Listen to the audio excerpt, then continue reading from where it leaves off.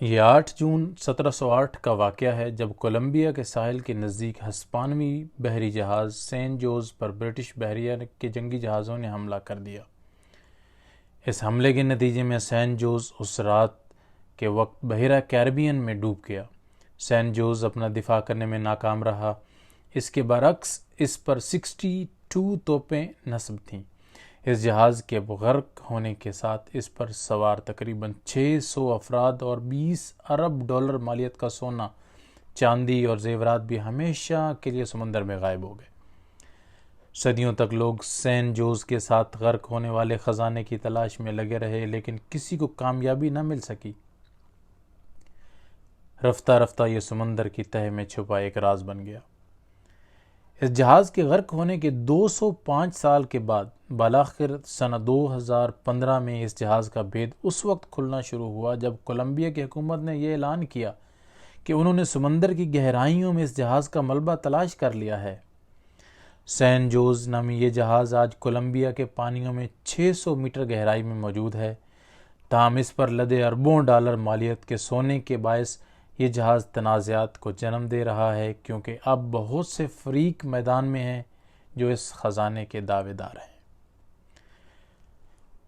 شاید یہی وجہ ہے کہ کولمبین حکومت نے آج تک اس جہاز کے ملبے کے صحیح مقام کا انکشاف نہیں کیا ہے، لیکن کہا جاتا ہے کہ سین جوز کا ملبہ کارتاخینا ساحل سے 40 کلومیٹر دور جزائر روزیریو کے قریب سمندر کی تہہ میں پڑا ہوا ہے۔ جزائر روزیریو کو نیشنل پارک کی حیثیت حاصل ہے۔ یہاں سے روزانہ کی بنیاد پر درجنوں چھوٹی کشتیاں گزرتی ہیں جو سیاحوں کو جزیروں تک لے جاتی ہیں۔ اس سفر کے دوران آپ سین جوز اور اس کے ساتھ ڈوبنے والے 600 افراد اور اس پر لدے خزانے کے بارے میں تصور کے بغیر نہیں رہ سکتے۔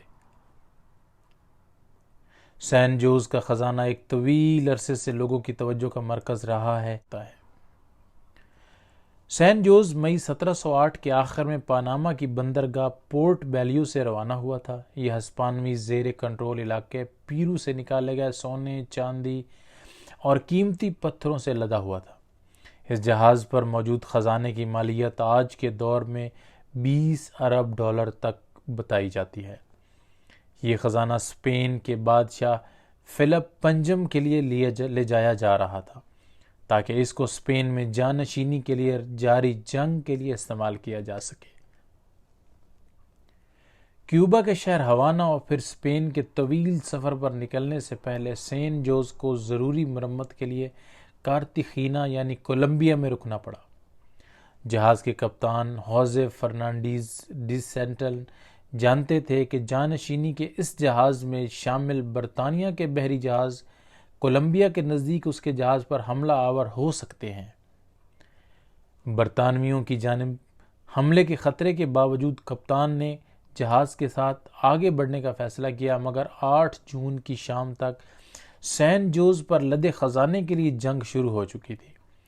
تاریخ دانوں کا کہنا ہے کہ سب سے پہلے یہ جنگ پستولوں، تلواروں اور چاقوؤں سے لیس برطانوی بحریہ نے اس جہاز پر 3 بار قبضہ کرنے کی کوشش کی،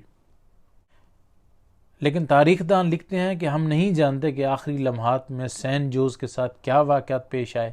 ان کا کہنا تھا کہ یہ عین ممکن ہے کہ جہاز کے مسافروں نے کپتان کے خلاف بغاوت کر دی ہو، کیونکہ بیشتر مسافر عام شہری تھے اور وہ کسی کے ماتحت نہیں تھے۔ بہرحال ایک بات تو واضح ہے کہ نہ تو جہاز کا عملہ اور نہ ہی برطانوی سین جوز اور اس پر لدے خزانے کو ڈبونا چاہتے تھے۔ کچھ ماہرین کا یہ بھی خیال ہے کہ ہتھیار ڈالنے اور خالی ہاتھ اسپین واپس جانے کی بجائے کپتان نے جہاز پر موجود بارود کو آگ لگا کر اس کو خود ہی ڈبو دیا ہو۔ 27 نومبر 2015 کو امریکی company woods whole ocean graphic institution کی روبوٹک آبدوز ریمس 6000 نے سین جوز کو باضابطہ طور پر اور پہلی دفعہ سمندر کی گہرائی میں دریافت کیا۔ تقریباً 4 میٹر لمبی یہ روبوٹک آبدوز سمندر کی سطح کے نیچے 6 کلومیٹر تک جا سکتی ہے۔ یہ سین جوز سے صرف 9 میٹر کے فاصلے تک پہنچنے میں کامیاب رہی اور وہیں سے اس نے ڈوبے ہوئے جہاز کی اور اس پر موجود کانسی کی توپوں جن پر ڈولفن کے نشان بنے ہوئے تھے کی تصاویر لی، اور اس جہاز پر موجود ان منفرد توپوں کی بدولت ہی محققین سینٹ جوز کو پہچاننے میں کامیاب رہے۔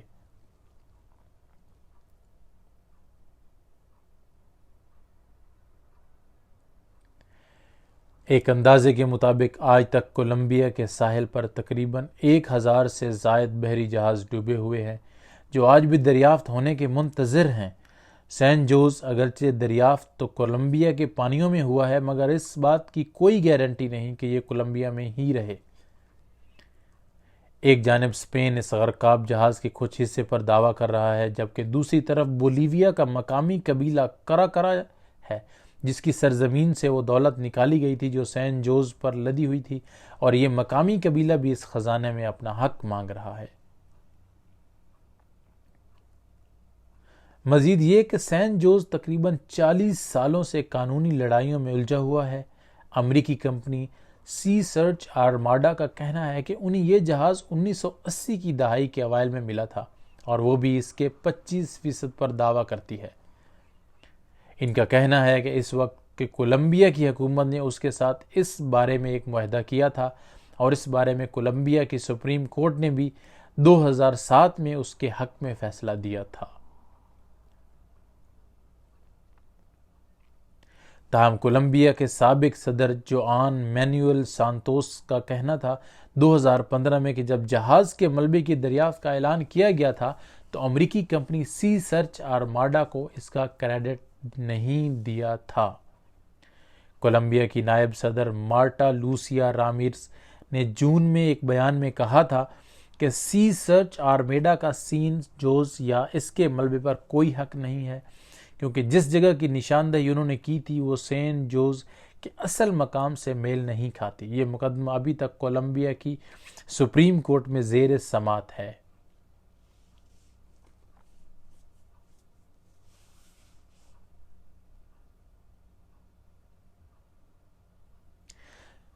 دو 2015 میں سینٹ جوز کی باقاعدہ دریافت کے بعد کہا جا رہا تھا کہ کولمبیا کی حکومت خزانے کو نکالنے کے لیے نجی کمپنی کے ساتھ شراکت داری کرنے جا رہی ہے۔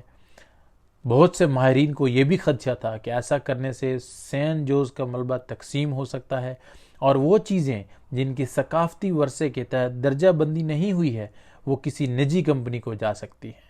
2023 میں کولمبیا کے وزیر ثقافت ڈیوڈ کوریا نے کہا تھا کہ سینٹ جوز کے ملبے کو نکالنے کے لیے آئندہ برس اپریل اور مئی میں کوششیں کی جائیں گی، لیکن اس کا دار و مدار کیریبین میں سمندری حالات پر ہوگا۔ انہوں نے وعدہ کیا ہے کہ یہ مکمل طور پر ایک سائنسی مہم ہوگی۔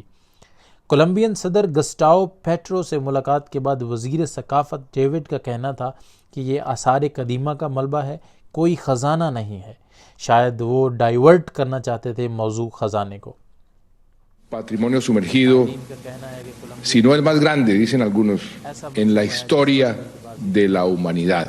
But American company Sea Search Armada says it discovered the wreck in the 1980s, making a deal with Colombia to get half of the value in exchange for the coordinates. They're now suing Colombia, seeking half the value of the fortune. کا مطلب کوئی نہیں ہے، یہ تو صرف Colombia کے ورثے کے لیے بلکہ انسانیت کی طرف ذمہ داری کا ایک بنیادی اصول ہے۔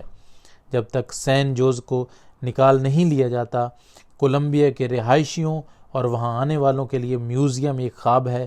جب تک کولمبیا اور روزیریو جزائر کی by making sure that these objects can be, again, loaned to Spain, long-term loan, Central America, in Colombia for exhibits, and these resources should be protected for public benefit, not for private gain. Bloomberg reporting President Petro is pushing officials to set up a public-private